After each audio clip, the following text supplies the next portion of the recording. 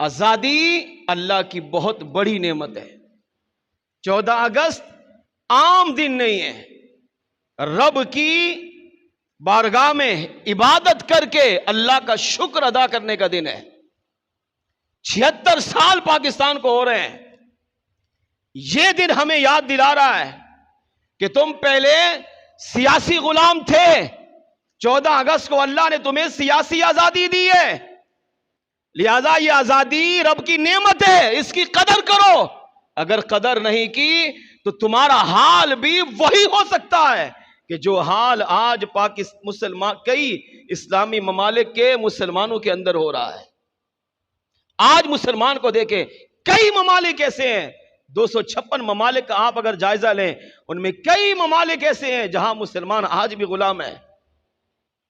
اب دیکھیں، قربانی کا موقع آتا ہے، مسلمان جانور کو ذبح کرنے کی کوشش کرتا ہے مگر اسے نہیں کرنے دیا جاتا، جانور کی جگہ اسے ذبح کر دیا جاتا ہے۔ کئی ممالک آج بھی ایسے ہیں کہ جہاں اذان پر پابندی ہے، جہاں کھلم کھلا نماز پہ پابندی ہے، جہاں تلاوت قرآن پر پابندی ہے، جہاں پر باہر جا کر آپ محفل میں نیکی کی دعوت اور وعد و نصیحت بیان پر پابندی ہے، وہاں کھلم کھلا آپ تبلیغ نہیں کر سکتے، آپ اسلام کا پرچار سر عام نہیں کر سکتے۔ اگر آپ نے وہاں مسلمان ہو کر رب کی عبادت کرنی ہے تو آپ کو اپنے گھر میں چھپ کر کرنا پڑے گا۔ اگر باہر کریں گے تو یا تو قید کر دیا جائے گا یا آپ کو قتل کر دیا جائے گا۔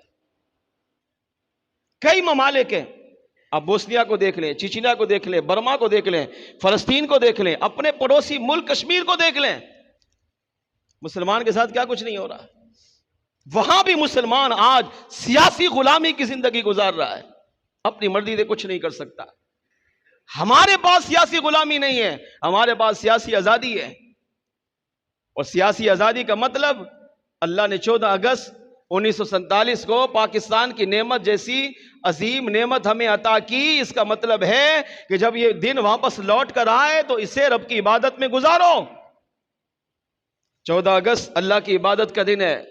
14 اگست میں مسلمان نماز پڑھے، قرآن کی تلاوت کرے، توبہ استغفار کرے، اور کم از کم 2 رکعت نماز نفل شکرانہ ادا کرے، اور رب کا شکر ادا کرے۔ اے اللہ، تیرا شکر ادا کرتا ہوں، تو نے مجھے پاکستان جیسی عظیم نعمت عطا کی ہے۔ اگر کوئی کہے نہیں، پاکستان کو بیڑا غرق ہے، معیشت تو تباہ ہے، مسلمان تو غربت میں ڈوبا جا رہا ہے، یہ سارے مسائل اپنی جگہ ہیں، مگر ہم اسلامی نقطہ نظر سے دیکھیں تو پاکستان میں اسلامی جتنی آزادی ہے خدا کی قسم کہیں بھی نہیں ہے۔ آپ یہاں پر کھلم کھلا اپنے رب کی عبادت کر سکتے ہیں، جب چاہیں کر سکتے ہیں، گھر میں کریں، مسجد میں کریں، روڈ پر کریں، گراؤنڈ میں کریں، بازار میں کریں، محلے میں کریں، گلی میں کریں، کوئی رکاوٹ نہیں ہے۔ جب چاہیں رب کی عبادت کر سکتے ہیں، قرآن پڑھ سکتے ہیں، روزہ رکھ سکتے ہیں، ذکر و اذکار کر سکتے ہیں، صدقہ خیرات کر سکتے ہیں، محافل میلاد کر سکتے ہیں، اولیاء کی، انبیاء کی، علماء کی سیرت بیان کر سکتے ہیں، شادیاں، نکاح، ہر طرح کی آپ تقریب کر سکتے ہیں، کوئی یہاں پر پابندی نہیں ہے۔ یہ ہے آزادی، اس کا مطلب ہے۔ مگر ہم نے آزادی کا مطلب الٹ سمجھ لیا، ہم سمجھتے ہیں آزادی کا مطلب یہ ہے کہ مسلمان 14 اگست کو جو چاہے کرے، اسے کوئی روک ٹوک نہیں ہونی چاہیے۔ اب مسلمان 14 اگست کو شراب پی رہا ہے، کیوں جی؟ آزاد ہوں، آج تو مجھے پولیس نہیں پکڑے گی، آج تو آزادی کا دن ہے، شراب پیے گا۔ 14 اگست کو زنا کرتا ہے، 14 اگست کو مسلمان بربادی میں گزارتا ہے۔ ڈھول اسی میں بجائے جاتے ہیں، ڈانس اسی میں ہوتے ہیں، فنکشنوں میں دیکھو ہماری نوجوان نسل، بچیاں کہ جن کو شرم و حیا کا پردہ دینا چاہیے تھا، انہی کو مسلمانوں کے سامنے نچا کر، ویڈیو بنا کر دنیا کو دکھایا جاتا ہے کہ مسلمان 14 اگست اس طرح منا رہا ہے، جبکہ میرے آقا صلی اللہ علیہ وسلم نے فرمایا سب سے زیادہ تکلیف مجھے اس وقت ہوتی ہے جب میری امت ناچ گانے میں شریک ہوتی ہے، ناچ گانے کی محفل سجاتی ہے۔ مجھے تو بھیجا گیا کہ ناچ گانوں کو ختم کروں، میرا دنیا میں آنے کا مقصد یہ تھا ناچ گانوں کو ختم کروں، مگر میری امت یہی کر رہی ہے۔ جس کو میں مٹانے آیا میری امت اس کو عروج دے رہی ہے، اس کو عام کر رہی ہے۔ جس ناچ گانوں سے، ڈھول تماشوں سے میں اپنی امت کو بچانے آیا تھا، میری امت آج وہی کر رہی ہے۔ سب سے زیادہ تکلیف میرے آقا صلی اللہ علیہ وسلم کو ان چیزوں سے ہوتی ہے۔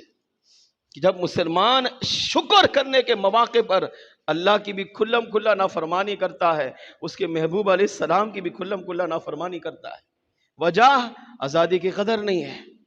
کیوں؟ کیونکہ غلامی والی زندگی دیکھی نہیں ہے۔ 14 اگست اللہ کی نعمت کا شکر ادا کرنے کا دن ہے۔ اس کی نعمت کا شکر ادا کیجئے، یہاں بھی کامیاب ہوں گے، کب آخرت میں بھی کامیاب ہوں گے۔